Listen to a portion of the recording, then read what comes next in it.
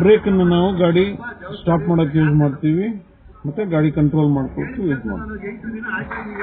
ಅದೇ ರೀತಿ ಕ್ಲಚ್ ಅನ್ನು ನಾವು ಗಾಡಿ ಗೇರ್ ಹಾಕೋದಕ್ಕೆ ಯೂಸ್ ಮಾಡ್ತೀವಿ, ಮತ್ತೆ ಗಾಡಿ ಕಂಟ್ರೋಲ್ ಮಾಡ್ಕೊಳ್ಳೋದಕ್ಕೂ ಯೂಸ್ ಮಾಡ್ತೀವಿ. ಸೊ ಆ ರೀತಿ ಆ ABC ಆಕ್ಸಿಲೇಟರ್, ಬ್ರೇಕ್, ಕ್ಲಚ್ ಅನ್ನು ನಾವು ಯೂಸ್ ಮಾಡ್ತೀವಿ. ಸೊ ಅದೇ ರೀತಿ ಸ್ಟೇರಿಂಗ್ನ ನಾವು ಯಾವಾಗಲೂ ನಮ್ಮ ಗಡಿಯಾರದಲ್ಲಿ 10 ಗಂಟೆ 10 ನಿಮಿಷ ಮುಳ್ಳು ತೋರಿಸುತ್ತಲ್ಲ, ಆ ರೀತಿ ಇಟ್ಕೊಳ್ಬೇಕು. ಯಾವಾಗಲೂ ಇದು ಸ್ಟ್ರೈಟ್ ಆಗಿರ್ಬೇಕು ಸ್ಟೇರಿಂಗು.